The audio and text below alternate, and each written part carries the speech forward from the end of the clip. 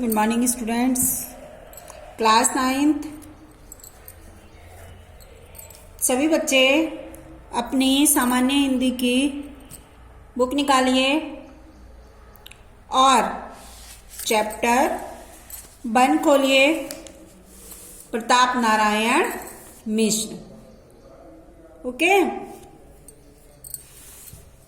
प्रताप नारायण मिश्र जो कि भारतेंदु युग के उन लेखकों में से एक हैं जिनका नाम हिंदी गद्य को उन्मत्त बनाने में सर्वप्रथम लिया जाता है। आइए हम आपको प्रताप नारायण मिश्र के बारे में थोड़ा सा कुछ बता दें, इनके जीवन के बारे में।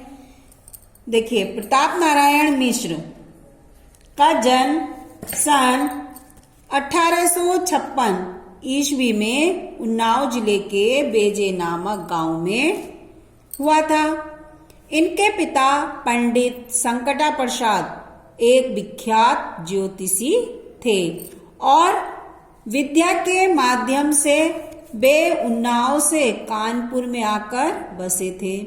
उनकी भविष्यवाणियां आश्चर्यजनक रूप से सत्य निकलती थी, अतः उन्होंने कानपुर में अच्छी प्रतिष्ठा एवं संपत्ति अर्जित की थी।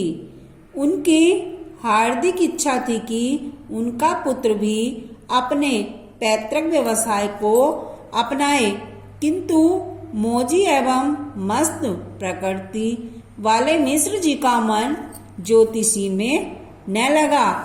अंग्रेजी शिक्षा के लिए उन्होंने स्कूल में प्रवेश लिया, किंतु उनका मन अध्ययन में भी नहीं जम सका। यद्यपि उन्होंने मन लगाकर किसी भी भाषा का अध्ययन नहीं किया, फिर भी उन्हें हिंदी, उर्दू, फारसी, संस्कृत और बांग्ला का अच्छा ज्ञान हो गया था।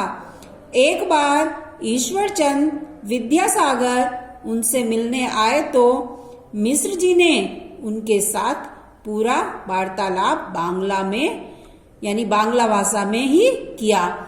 वस्तुतः उन्होंने स्वाध्याय एवं सुसंगति से जो ज्ञान एवं अनुभव प्राप्त किया, उसे ही उन्होंने गद्य, पद तथा निबंध के माध्यम से समाज को अर्पित कर दिया।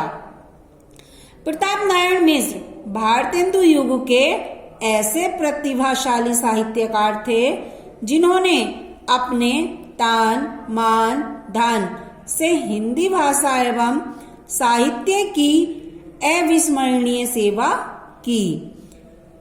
सन 1894 ईस्वी में मात्र 38 वर्ष की अल्प आयु में ही सरस्वती पुत्र पंडित प्रताप नारायण मिश्र का देहांत हो गया। अब आइए देखिए इनका साहित्यिक परिचय के बारे में थोड़ा सा हम आपको जानकारी दे दें। साहित्यिक परिचय देखिए, आरंभ में प्रताप नारायण मिश्र की जो रुचि थी वो लोक साहित्य का सृजन करने में थी, अतः उन्होंने लावण्य और ख्याल लिखकर अपना साहित्यिक जीवन प्रारंभ किया। कुछ वर्षों के उपरांत ही वे गद्य लेखन के क्षेत्र में उतर आए। वे भारतेंदु हरिश्चंद्र के व्यक्तित्व से बहुत अधिक प्रभावित थे और उन्हीं को अपना गुरु मानते थे। उनकी जैसी ही व्यवहारिक भाषा शैली अपनाकर मिश्र जी ने कई मौलिक एवं अनुदित रचनाएं लिखी तथा ब्राह्मण एवं हिंदुस्तान नामक पत्रों का सफलतापूर्वक संपादन किया। भारतेंदु जी की कवि वचन सुधा से प्रेरित होकर उन्होंने कविताएं भी लिखी। प्रताप नारायण मिश्र ने कानपुर में एक नाटक सभा नामक संस्था की स्थापना भी की। उन्होंने अपनी अल्प आयु में ही लगभग 50 पुस्तकों की रचना की। कितनी पुस्तकों की रचना की? 50। बहुत छोटी आयु में। इनमें अनेक कविताएं जैसे नाटक, निबंध, आलोचनाएं आदि सम्मिलित हैं। बांग्ला के अनेक ग्रंथों का हिंदी में अनुवाद करके भी आपने हिंदी साहित्य की श्रीवृद्धि की। ये था इनका साहित्य परिचय। अब आइए इनकी कृतियों के बारे में कुछ जाने। इनकी कृतियां देखिए, मिश्र जी की कृतियां जो है वो दो प्रकार की है, एक मौलिक, दूसरी अनुदित। ये देखिए अपनी बुक में मिश्र जी की दो प्रकार की कृतियां, एक तो मौलिक और दूसरी अनुदित। अब उनकी मौलिक कृतियों के नाम निम्नलिखित हैं। मौलिक कृतियों के अंतर्गत आते हैं निबंध संग्रह। निबंध संग्रह में उन्होंने प्रताप पीयूष, निबंध नवनीत, प्रताप समीक्षा लिखी। ठीक है। अब आता है नाटक। नाटक में कली प्रभाव, हठी हमीर, गौ संकट आदि। अब आता है रूपक। कली कौतुक, भारत दुर्दशा, प्रहसन। प्रहसन में ज्वारी खुआरी समझदार की मौत। 5 काव्य। काव्य में लिखा उन्होंने मन की लहर, श्रृंगार विलास, लोकोक्ति शतक, प्रेम पुष्पावली, दंगल खंड, तुष्यंताम, वांडला स्वागत, मानस विनोद, सेव सरसव, प्रताप लहरी। अब आता है 6 नंबर पे उनका संग्रह। संग्रह में उन्होंने प्रताप संग्रह, रसखान शतक। 7 संपादन।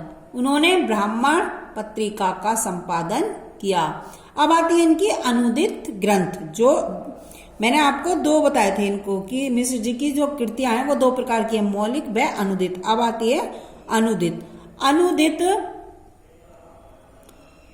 ग्रंथ में चरिताष्टक, पंचामृत, राजसिंह, राधा रानी, वचनावली, कथामाला, संगीत और शाकुंतल आदि हैं।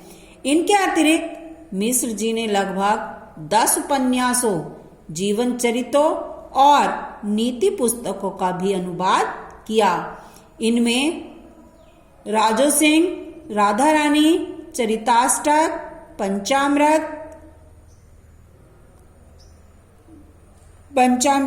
केशनावली, इंदिरा, कथामाला, संगीत, शाकुंतलम आदि प्रमुख हैं। अब आइए, ये तो हो गई इनकी कृतियां।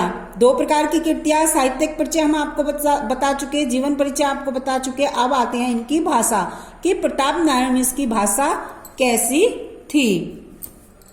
भाषा के बारे में अगर कहा जाए तो प्रताप नारायण मिश्र की निबंधों की जो भाषा थी वो प्रभावपूर्ण और मुहावरेदार थी। उन्होंने भाषा में यत्र तत्र कहावतें, मुहावरे एवं ग्रामीण शब्द प्रचुरता से प्रयोग किए हैं। यही कारण है कि उनकी शैली शिक्षित तथा अशिक्षित सभी स्तर के पाठकों को समान रूप से अपनी ओर आकर्षित कर लेती है। चाहे उसको शिक्षित व्यक्ति पढ़े या उसको अशिक्षित, सभी पढ़ने वालों को समान रूप से वो अपनी ओर आकर्षित कर लेती हैं उनकी भाषा, उनकी रचनाएं। इनकी भाषा में अनगढ़पन की शिकायत मिल सकती है, किंतु वह स्वाभाविकता के गुण को ग्रहण किए हुए है। यथास्थान उनमें अंग्रेजी, फारसी आदि विदेशी भाषाओं के शब्दों के भी प्रयोग हुए हैं। ठीक है, ये तो हो गई मिश्र जी की भाषा। अब शैली। मिश्र जी की शैली के प्राय 2 रूप मिलते हैं। एक तो गंभीर विचारात्मक शैली, दूसरी आती है इनकी शैली हास्य व्यंग्यात्मक शैली। 2 इनकी शैली हैं। अब आता है उसके बाद हिंदी साहित्य में प्रताप नारायण मिश्र का क्या स्थान था। प्रताप नारायण मिश्र का हिंदी साहित्य में बहुत उच्च स्थान था। मिश्र जी ने हिंदी साहित्य की महान सेवा की। उन्होंने हिंदी के प्रचार और प्रसार में अविस्मरणीय योगदान दिया।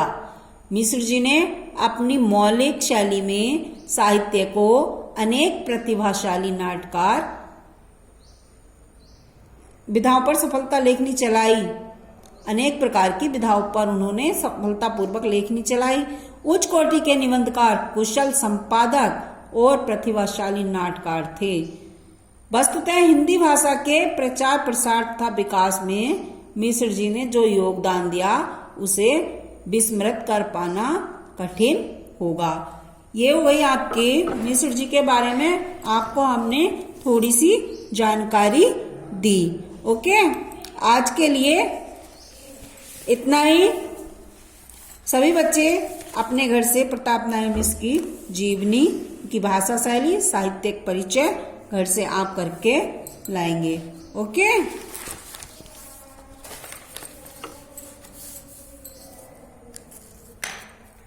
Thank you. आज के लिए इतना ही।